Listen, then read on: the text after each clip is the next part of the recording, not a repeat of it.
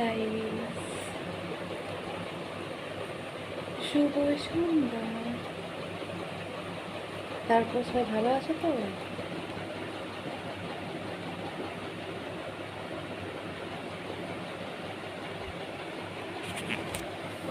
আচ্ছা, আমি সবসময় তুমি আপনিটাই বেশি ব্যবহার করি, তাই না?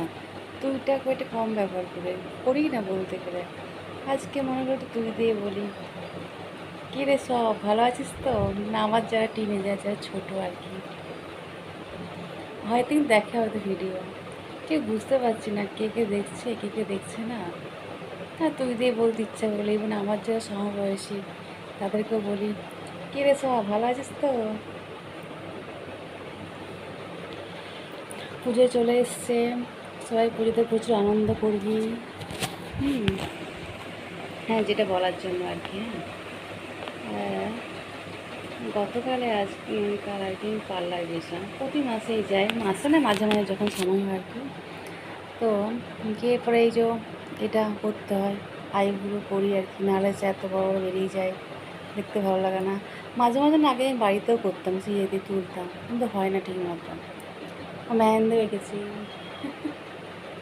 এটা প্রতি মাসে মাঝে মাঝে করি এই জন্য, শেখার জন্য। হ্যাঁ, ভাববেন না যে আমি কারো মঙ্গল কামনার জন্য, বা আমার যদি আরও বিয়ে হয়ে গিয়েছিলো, আমার হাজব্যান্ডের মঙ্গলের জন্য কিন্তু আমি এইসব আঁকাআঁকি করি, বা টিপ পরি, বা পায়ে আলতা পরি, বা পায়ে মেহেন্দি পরি। শুধুমাত্র একমাত্র আমার নিজের শেখার জন্য, নিজে শিখি তো আমি, যে মেহেন্দিটা দ্বারা অন্তত আমি শিখতে পারবো। কারণ আমার বিয়ের সময়তে, বলি তোমাদেরকে, আমার বিয়ের সময়তে আমি মেহেন্দি আঁকার জন্য অনেক টাকা দিয়েছিলাম। হ্যাঁ, কিন্তু আমার মনের মতো করতে পারিনি। ইভেন মেহেন্দি কি আমার সাজানোর জন্য প্রায় প্রচুর টাকা নিয়েছিল, সেই পরিমাণে কিছুই সাজায়নি, বরঞ্চ বিটকে সাজিয়ে দিয়েছিল। তার চেয়ে নিজে আমি সাজতাম, তা মনে হয় ভালোই সাজতাম। তো ওই জন্যই, তা বলে আর কেউ ভাবো না যে তুমি কি এখন দিয়ে প্রিপারেশন নিচ্ছ নাকি নেক্সট বিয়ের জন্য, নাকি এখন দিয়ে সাজছো, বা চেষ্টা করছো যে যাতে তুমি নিজে নিজেই সাজবে। বিয়েতে আমি জীবনে করবো না। আর তা বলে সাজবো না এটাও কিন্তু নয়। বিশ্বাস করুন, ছেলেদের আমি ঘৃণা করি, আমার ছেলেদের ভালো লাগে না, আর সব ছেলেরাই একই। তবে হ্যাঁ, আমি সাজাবো। এবার আবার অনেকে আবার আমি ডিভোর্সি বলে আমি অপায়া হতে পারি, তো আবার আমার হয়তো হাতে কেউ সাজতে পারবেন না, চাইবেন না আর কি, বা চাইবেন যে ও সাজাচ্ছে না। কিন্তু এমন তো অনেক আছে যে গরিব ঘরের মেয়েরা থাকে, তো যাদের অত টাকা পয়সা থাকে না সাজানোর জন্য, সাজানোর জন্য বলে ফেললাম। তো তাদেরকে ফ্রি সাজাবো, কোনো টাকা পয়সাই নেবো না। আমার বিয়েতে আমি অনেক কিছুই খরচা করেছিলাম, আমার শখ করতো, কিন্তু কিছুই হয়নি। যাই হয়নি, আমার কোনো অফসোস নেই। সত্যি এক সময় আমি প্রচুর আপসেট হয়ে পড়েছিলাম। তারপর ভেবেছি কী হবে আপসেট হয়ে, ও তো ভালো আছে, ভালো থাকুক গো, আমি কখনো কারো খারাপ চাই না, জীবনে কখনো খারাপ চাইও নি, যত বড় শত্রু হোক আমার। আমি বলবো ঠিক আছে, ভালো থাক, ভালো ভালো থাকো। আর একটা অনেকগুলো কথা আছে বলার আছে। হ্যাঁ, পার্লার যখন যাই আমি, সব আমার চুলটা শুধু বলে, তোমার চুলটা না ঠিক করবে, তোমার চুলটা না ভালো নেই, তোমার চুলটা ট্রিটমেন্ট করাবে। তো যারা আমাকে এগুলো বলে তাদেরকে আমি উদ্দেশ্য করে বলছি, হ্যাঁ, জানি না তারা আমার ভিডিও দেখে কি না। আচ্ছা, কেউ যদি পার্লারে যায় ফুল প্লাক করতে, তো আমরা যে মানছি আপনারা বিজনেস করছেন, তা বলে কি সবাই ফটা করতেই হবে যে তোমার চুল ঠিক নেই? আর বলবে না বন্ধুরা, আমি কালকে ডিউটি করে অতটা আবার হেঁটে হচ্ছি কিছুটা রাস্তা, তারপরে আমি পার্লারে গেছি, আমি সে সকালে চুল ছাড়িয়েছি, তারপর চুল ছাড়ানোর সময় হয়নি, আমার চুল তো এরকম তো উড়বেই, তো পাখির বাসার মধ্যে এই উড়ে গেছে, সেই অবস্থায় আমি গেছি। তো আগের বারও এক জায়গায় পার্লারে বলেছিল, এবারও তাই, তোমার চুলটা না ঠিক নেই, তুমি চুলটা ঠিক করাবে গো, এমন করে বলছে। হ্যাঁ, না আমি বলছি তো কি কত পয়সা লাগবে, কোনটা ঠিক করাতে হবে, কী কী ট্রিটমেন্ট আছে, হেয়ার ট্রিটমেন্ট? বলছে অনেকগুলোই তো আছে, অত থেকে শুরু। হ্যাঁ, আমি তখন ভাবলাম, হ্যাঁ সত্যিই তো আমার চুলটা কি বাজে, তারপর আর পরক্ষণে ওই মহিলাটার চুলটা দিয়ে হা করে তাকালাম, দেখলাম যে ওনার চুলটা কত সুন্দর, ওনার চুলটা একদম টুকে বাঁধা। আগের দিন যারা খোপা করা ছিল আগের বারে, হ্যাঁ, যেমন তাদেরকে বলি আগে নিজেদের চুলগুলো ঠিক করুন, তারপর আপনারা নিজে অন্য কাউকে বলবেন যে তোমার চুলটা ঠিক করবে। যে মেকআপ আর্টিস্ট হবে নাকি নিজে প্রথমে ফিট থাকবেন, ফিট অ্যান্ড ফাইন, তারপর তুমি বলতে পারবেন যে তুমিও চুলটা ঠিক করাও। মানে আমি 1.5 ঘন্টা যাচ্ছি ট্রেনে, 1.5 ঘন্টা ট্রেনে আসছি, তারপর অতটা হেঁটেছি, আমার চুল তো অটোমেটিক উপরে উঠেই থাকবে। অবশ্য জানেন না যে আমি ডিউটি করে গেছি, তা বলি ফট করে বলে দেবেন যে চুলটা ঠিক করো, তোমার এত টাকা খরচা, আমি এইভাবে সেভাবে। স্পা করতে 900 টাকা, হ্যাঁ, হেয়ার স্পা 900, তার মাসে মাসে করাতে হবে। বাটাক্সের কত ট্রিটমেন্ট দেখলাম, আই থিঙ্ক 3 থেকে 3.5 শুরু, 8-9 হাজার টাকা, 10 আর বেশি। শুনুন, তাদের উদ্দেশ্য করা বলছি, কিছু মনে করবেন না, আমি কিন্তু ভিআইপি ঘরের মেয়ে নই, হ্যাঁ। তাই আমার চুল যদি একদম ঝরে পড়েও যায় না, যদি আমার এত বড় টাঁকও হয়ে যায় না, তাও কিন্তু আমি করাবো না। তো আমার ফালতু পয়সা সত্যিই নেই, মাসে মাসে 30 টাকা করে খরচা করতে আমার খুব গায়ে লাগে। মনে হয় যে তুলতে পারতাম, আর কিনেও নিয়ে এলাম যে এগুলো ওইসে বিলেট ইয়েগুলো, ছোলাগুলো, কিন্তু একবার করেছি এত তুলে দিয়েছে। তো আবার কিছু মনে করবেন না, কিন্তু অনেকে এটা বিজনেস হতে পারে, তাই মনে করলেও কিছু করার নেই আমার, হ্যাঁ। সত্যি আমার মতো পয়সা নেই, কত টাকা দিয়ে আমার হেয়ার ট্রিটমেন্ট সত্যিই পয়সা নেই, কারণ আমি কিন্তু খুব গরিব ঘরের মেয়ে। আর হ্যাঁ, 2 নম্বর পয়েন্ট, আজকে আমি আস্তে আস্তে কোন্নগর থেকে আসছি, হঠাৎ করে অটো খারাপ হয়ে গেছে, অটো দাঁড়িয়ে গেছে, তো দেখছি একটা 4-5টা কুকুর না ঘেঘো করছে।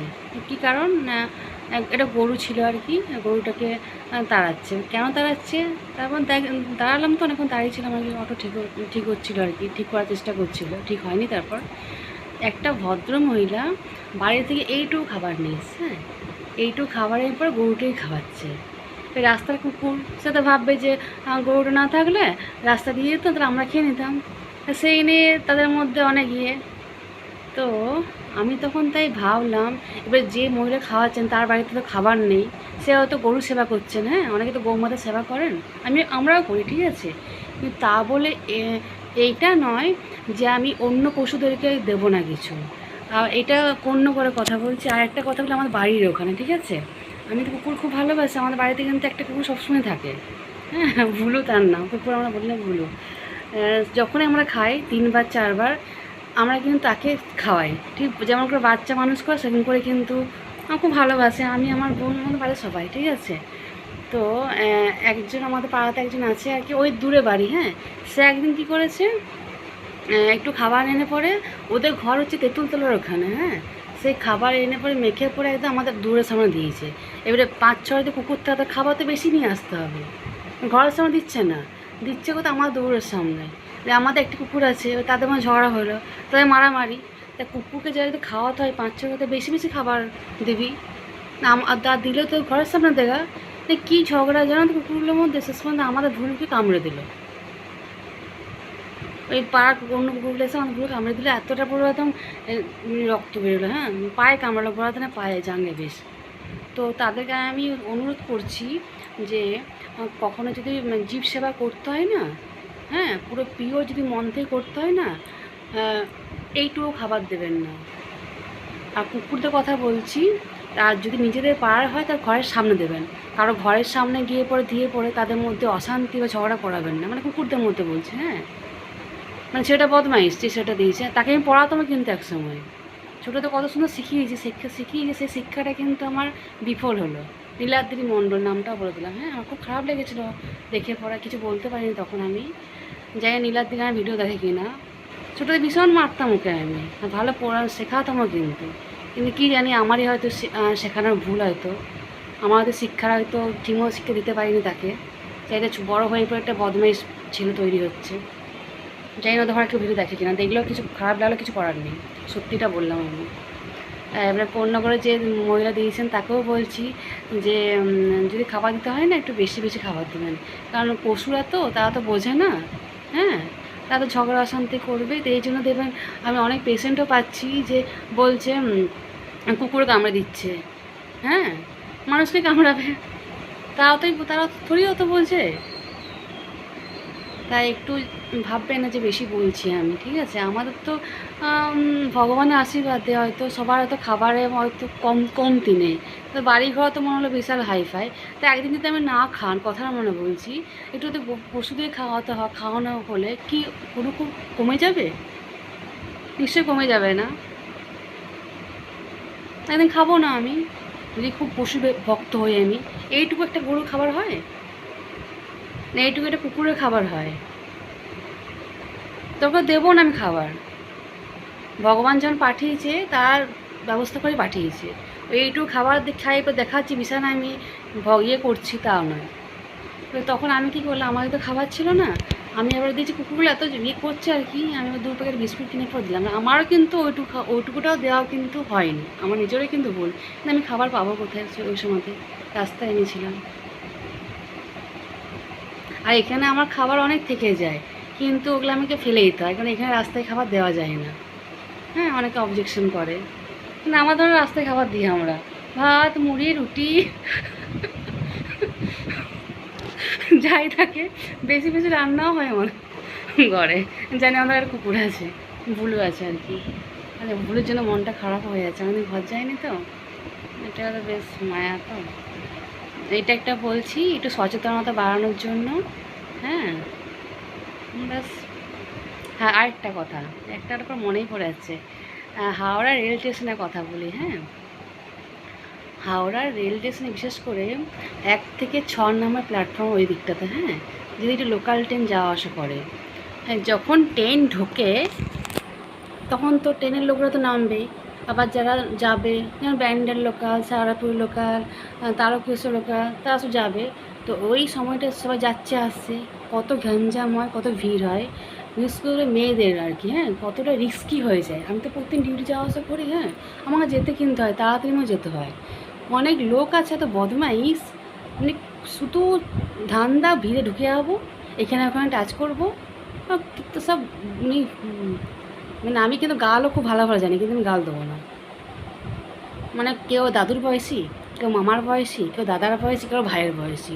আবার অনেক মেয়েরাও কিন্তু আছে, ছেলেদের বললে হবে না, অনেক মেয়েরাও কিন্তু খুব বদমাইশ হয়।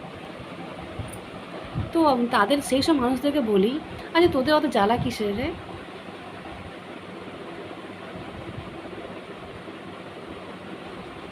মানে মানছি ভিড় আছে, তা ভিড়ে তো নিজেকে সচেতন করা যায়।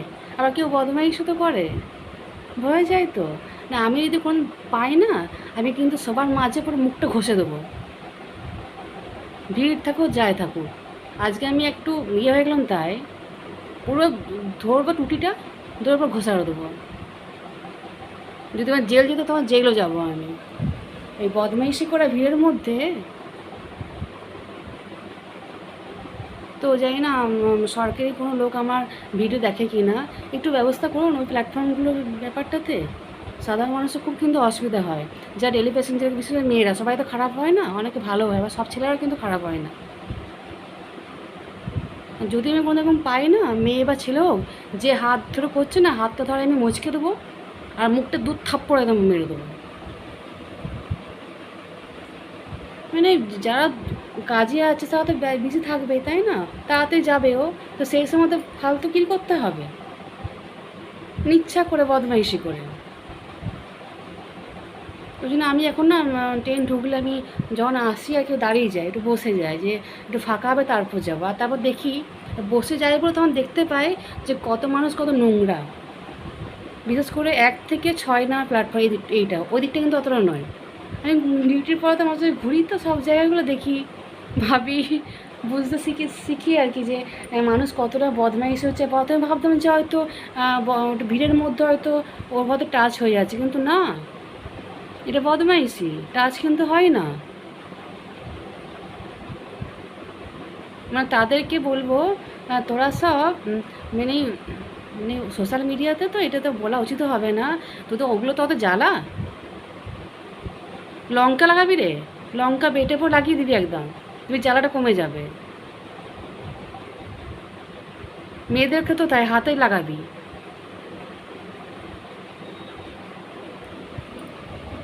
মানে এত ফালতু, বিশেষ করে পশ্চিমবঙ্গ, ওয়েস্ট বেঙ্গল ফালতু জায়গা, নোংরা জায়গা যাকে বলে, সত্যি ওয়েস্ট। আমরা ব্যাঙ্গালোর থেকেই তো পড়াশোনা করেছি তো, সত্যি কোনো মানুষের ভীষণ রেসপেক্ট। হ্যাঁ, নোংরামো করা তো ভাববে না। এবার কলকাতা বলে নয়, এটা কিন্তু আমাদের গ্রামগঞ্জেও কিন্তু হয়। এই যে বদমাইশ, যাদের কাজকর্ম কিছু নেই, তারা কি করবে? তারা ওই ভিড়ের মধ্যে ঢুকবে, একটা প্ল্যাটফর্ম টিকিট কাটবে 10 টাকা দিয়ে, তো ওই করে বেড়াবে। তাদের মনে বউ আছে, হয়তো বউ হয়তো নেই, কিংবা হয়তো বিয়ে করেনি, কিন্তু কোনো কাজ নেই, ওই ঘুরে ঘুরে বেড়ায়। আর হয়তো কিছু, হয়তো দোকানে তো কিছু কাজ করা হয়তো 100-150 হয়তো কিছু করে না হয়তো।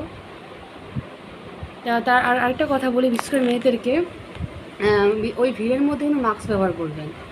হ্যাঁ, মাস্ক ব্যবহারটা করা উচিতও আছে। মাস্কটা পরাটা কিন্তু দরকার আছে, কারণ অনেক সময় দেখি না আমরা মেয়েদেরকে, কি মেয়ে পরে এসে কি গন্ধ লাগিয়ে মুখ দাবা দিয়ে পরে, হতেই পারে, বলা কি যায়, হবে না বলা তো ভুল নয়, হতেই পারে। মেয়েরাও করে ওরকম, ছেলেরা বললো না, মেয়েরাও তো বেশি বদমেশ এখন। মেয়েরা কিন্তু ধোয়া তুলসী পাতা নয়। লেডিসে আমি যাই তো, প্রতিদিন লেডিসে ঝগড়া হবেই হবে, হবেই হবে। তুমি চুল খুলে কেন এসছো? লে বাবা, আমি শ্যাম্পু করে গেছি চুলটা, আমি চুলটা কি বেঁধে যাবো? ভিজে চুলটা, চুলটা একটু সাইডে করো, চুলটা মুখে লাগছে, চুলটা ইয়েতে লাগছে, ও বাবা, একটু একটু ইয়ে পারে না আর কি। তোরা সব পার্সোনাল করা যাবি, তোদের ইয়ে করার কী দরকার, টেনে যাওয়ার কী দরকার? প্রতিদিন লেডিসে ঝগড়া হবেই হবে। কি বলবো আর, এর থেকে কিন্তু জেন্টসের চাপলে কিন্তু অত ঝগড়া হয় না, কিন্তু চাপা যায় না, অত ভিড়েতে চাপা যায় না, লেডিসে চাপতে হয়। কী করবো বলুন? এইগুলো বলা উদ্দেশ্য যাতে মানুষ নিজেদেরকে একটু শোধরায়। আমার কিন্তু ভিউয়ার্স বাড়ানোর কোনো ইচ্ছা নেই, আর আমি চাইছিও না যে আমাকে কমেন্ট করুক বা আমাকে সাবস্ক্রাইব করুক। আমি যে সত্যি, সেটা সত্যি কথা বললাম। এবার অনেকের হয়তো ফাটবে, জ্বলবে, তাতে কিচ্ছু করার নেই। আমার যারা শুভাকাঙ্ক্ষী, তারা ভালো থেকো, tata, good night, sweet dreams.